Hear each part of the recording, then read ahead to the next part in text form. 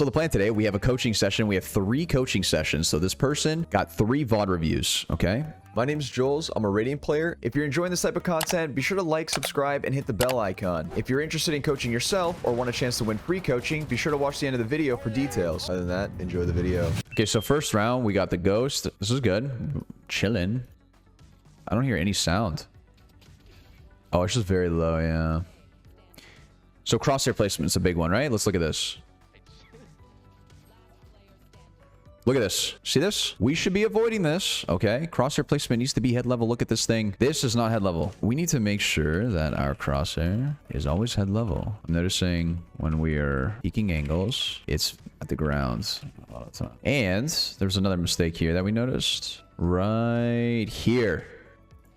So there's other ways that we could do this. I would not peek with our utility out. All right. $80, but it's actually so nice, dude. Careful, we're doing this a little bit too much. So yes, this worked out, but be very careful with peeking new angles with our utility out. What we should be doing instead is peeking the angle first with a gun, clearing it, and then pulling out our utility. So we lower the chance of getting timinged. Also, you said something earlier here. Let's see what it said. Just a question. What is the difference between baiting and swinging off your teammate's contact? Oh, that's a good question. Great question. Playing off of your teammate's contact is very good to do. You almost always want to do that, right? It's super good to do it. It's not considered baiting. It's not bad. It's actually what you want to do. Baiting, you let your teammate die and you don't peek off of their contact. That's baiting. So basically like letting your teammate die and you not capitalizing off of that death. That's baiting. And if you really want to get like super into it, like further in the back, like you're playing Jet and you're like last person alive, that would also be considered baiting to an extent, but you shouldn't look at it that way. Like if your teammate dies, but you get the trade, you're good. Don't worry about it. I thought baiting could be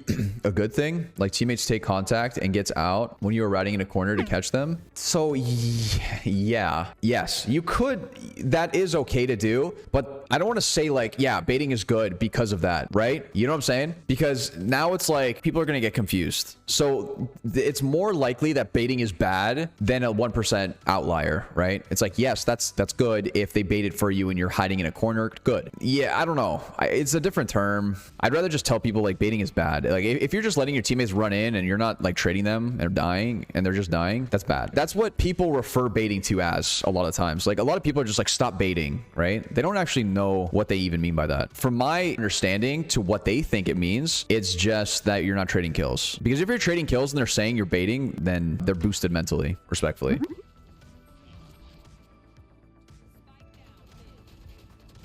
I don't mind the bursting and the strafing. It wasn't bad. I think we just kind of missed right there. And what do you say? My aim is so bad right now. It's fine. It's okay about the aim. Don't be too hard on yourself. Aim is something you can always work on. I do, however, like how you handled the gunfight. Just unfortunate scenario.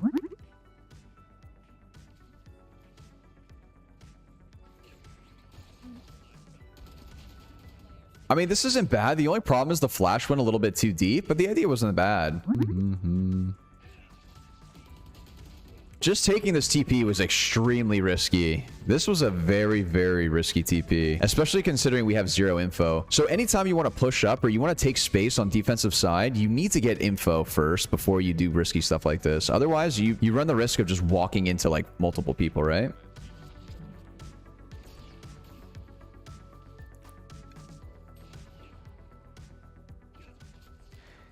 Okay, so the flash play is not bad.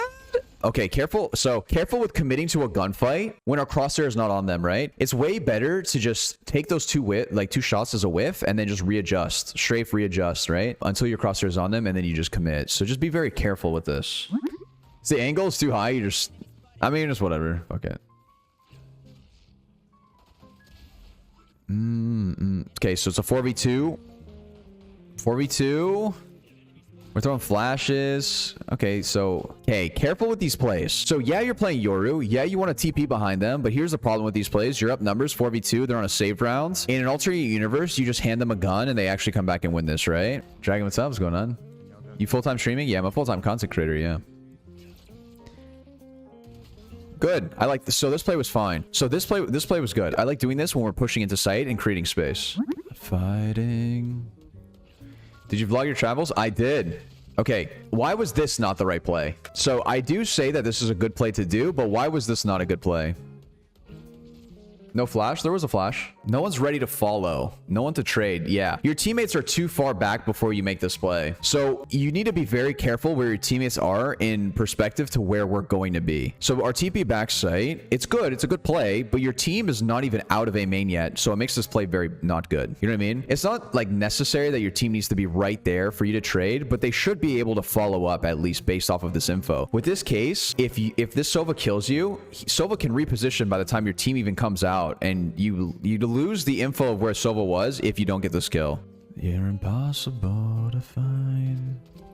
Good. I like that. I like this. This was good. This was good gun control. This was good gun control. And we were able to see the risks of peeking with our utility out. KO thought he had a timing, and we punished him for it because he was throwing his molly. So we can learn from killing the enemy team, right? The mistake that we were having earlier, right? So you become a better driver.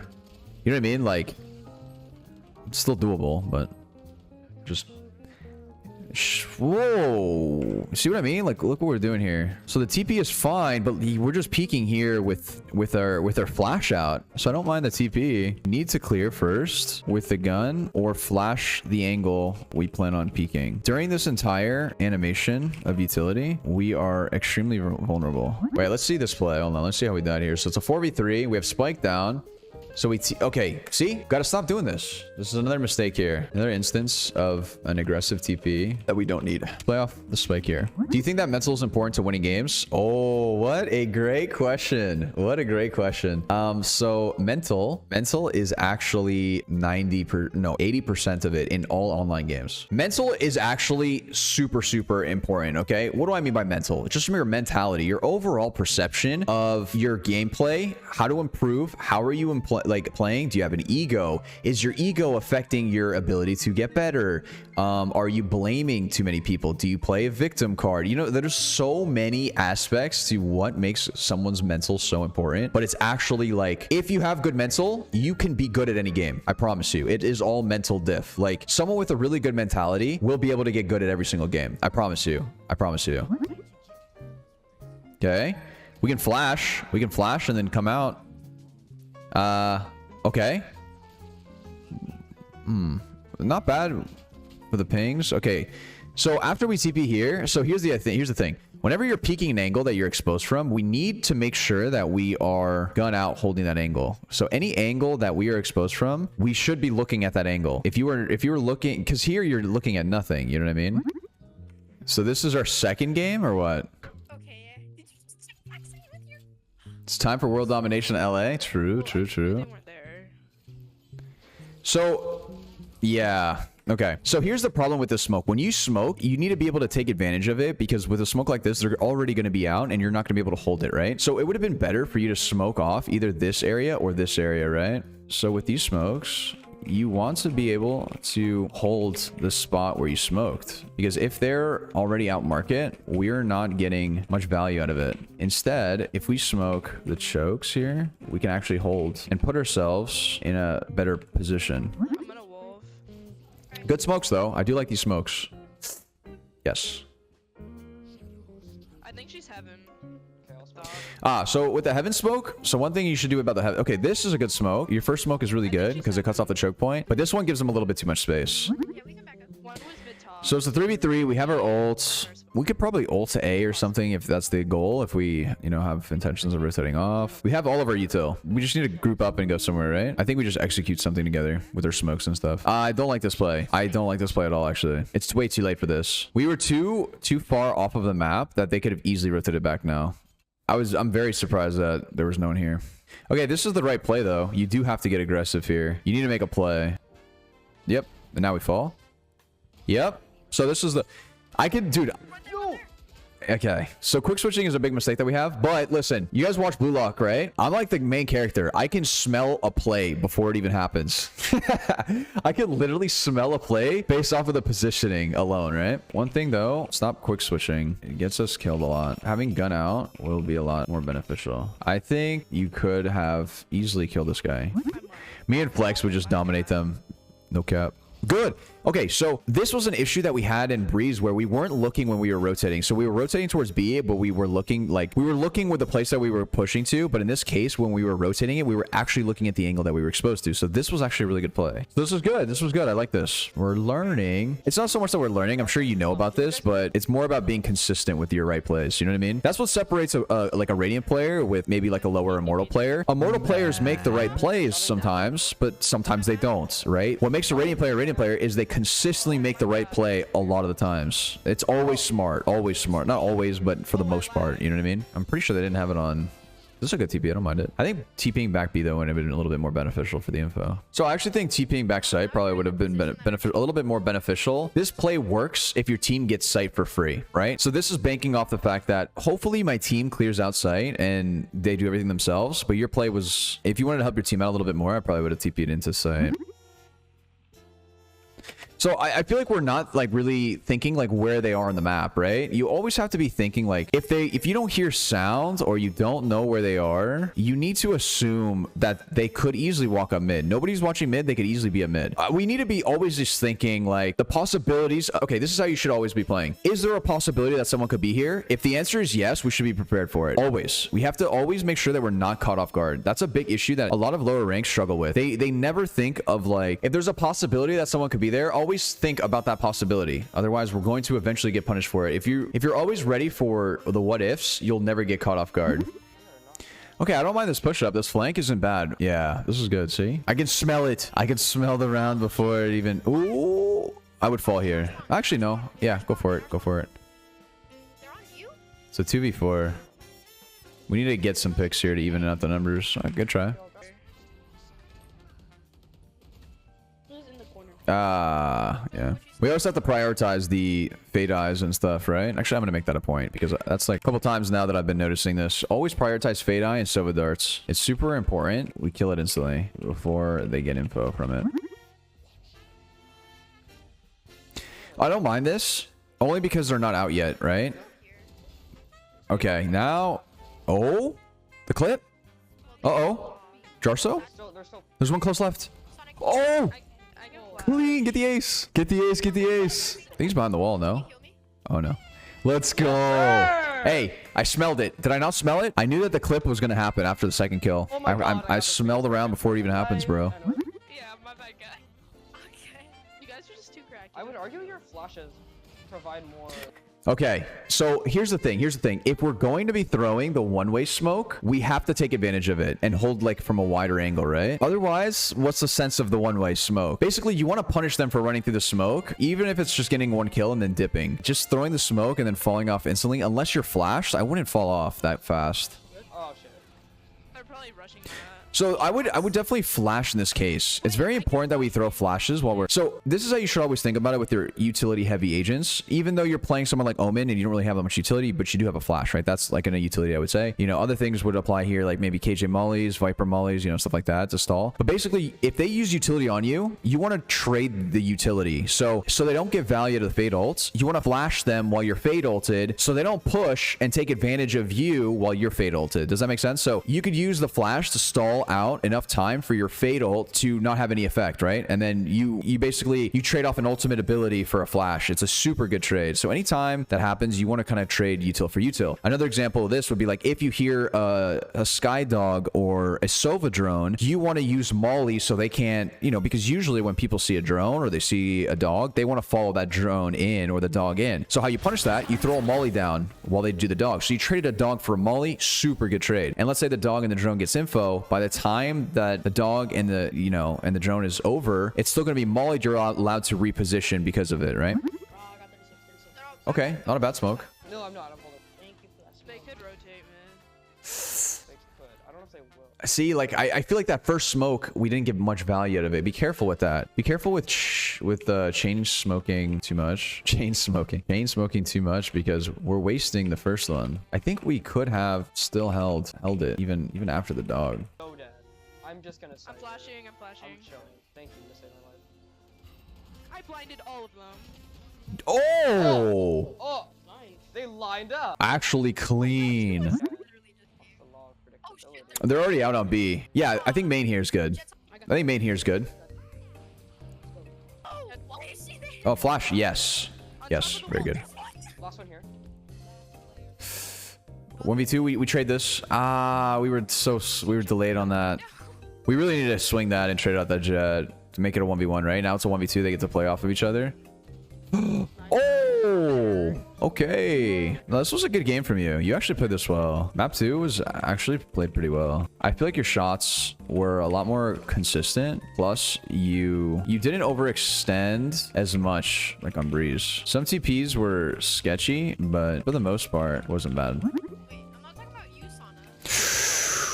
All right, chat, what was wrong with that play? What was wrong with this play, chat? Peak too many. The wide swing was way too much. We should only be wide swinging if we know that there's only going to be one person. We have the information that it's a 1v1, so then you could wide swing. He thought he was playing CSGO. You should always isolate 1v1s. You should never be in an instance where you're peeking more than one person at a time. Okay, you better get this kill, man. Yeah, so you want to play off of your teammate here. Swing, swing, swing, swing. Yeah. So Nice. I think we were not really in a position to trade. I think we're a little bit late on this play. If we threw the TP down earlier, we could have peeked and helped our teammate and saved their life. I was so confused. Long to each other tonight. Whoa, the knife. Neon's here. And Good comms. This is how you should be using Yoru, basically for the information. So there's 4 here. Oh, flash and you isolate this KJ? Yeah. We should have gotten closer. We should have definitely gotten closer to her before doing this. Like, alright. Lineups right here. Don't think oh, this there. So again, with this angle, it's again, we do this mistake again. You see how like this angle, we're exposed to too many people. It's too wide of an angle. So if you think of like this as like one giant pie here, like you think of like this and this is like one giant pie. You need to like isolate each little individual angle. You know what I mean? Flashing. Sage is hit. Stage, that was instant. Okay, we still have Marshall. We need a better gun, yeah. I pick up the Vandal. We don't commit to that. I think we're committing to too many gunfights. That's another issue that we have too. I think we have overcommitment issue. Almost every gunfight, we just full send it. It's not bad sometimes, but especially long range, plus a Spectre, we should be bursting more. I guess I can roll. So we could flash off of the ground here and peek, or we just hold this. Oh. Shit! Okay, that did not. What is assault? Bro, why does it do that? Okay. So, yeah. Flash and then come out. Yeah. Flash again. Okay. I would have flashed again. So, okay, one thing I'm noticing with a lot of our TPs and our ults, we're doing things alone. We're doing things alone where we should be waiting for our teammates to make some presence or use them as a distraction even, or have them like follow up, right? Flashing backside. So again, with our TPs, so look, the flashback sight isn't bad, but again, our teammates aren't here to take advantage of this. Here, let me deep play out. Why don't you play Astra in your controller series? I just don't. Astra's hard to play, so I didn't play her. So here's the play again, right? And you got to be very careful with making these plays when we have the gun advantage. It's very easy to get traded when we do this, and they get Phantom Vandal. Okay, this was a tough one. Create a summary. All right, so what did you do well in the session? So I would say like consistently throughout all the games, you definitely had good gun control for the most part, especially at the current rank. And on top of that, I think other than, okay, so the only thing that I would say with the gun control thing is sometimes we would commit to too many gunfights. It's like a bit of a commitment issue with too much spraying. So that was good though. Other than that, really good. And I think your Omen was a lot better than your Yoru, only because I feel like with Yoru, you made too many risky plays too early or just unneeded for no reason. Right? Omen, I think you played a little bit better and you had really good utility usage on him. So that's one thing. There were a couple things, I guess, that you did really well. Okay, what should they spend time practicing before the next session? All right, here's the big one. Okay, so everything that I noticed that you kind of struggled with, crosshair placement for the first map, for sure. We're aiming very low a lot of times, and we're not really head level when we should be, right? That's a big thing, too. Too aggressive when you're up numbers. So this is a big one, especially on attack side. We're up numbers, we have sight, it's like a 5v3. You're still going for aggressive TPs. You don't need to. The only thing you need to be doing is playing spike and making sure that we have control, whether that's like through A main or something like that, so we just get to play off of the spike. I just think a lot of the times we're making plays when we don't really need to. We are overcommitting to too many gunfights. That's another thing. A lot of the times, if you're whiffing the first couple shots, instead of fully like committing committing and spraying it, we should just be strafing and bursting instead. Very good habit to get into, especially when you start climbing higher ranks. Quick switching after kills. After getting one kill, we always pulling out our knife. This is a very, very bad habit to get into, especially once you start climbing, because enemies are going to start trading kills very quickly. You're going to get punished for it every single time. And last thing is wide swinging. We are wide swinging into multiple people way too much. You need to isolate 1v1s and basically go for more shallow peaks. That was very good. If you're interested in coaching yourself, click the link in the description, click the book a lesson button, and select your plan and time. So if you want to win free coaching, be sure to comment down below your Discord name without the hashtag and what you learned from the video. I'll be picking out a person randomly.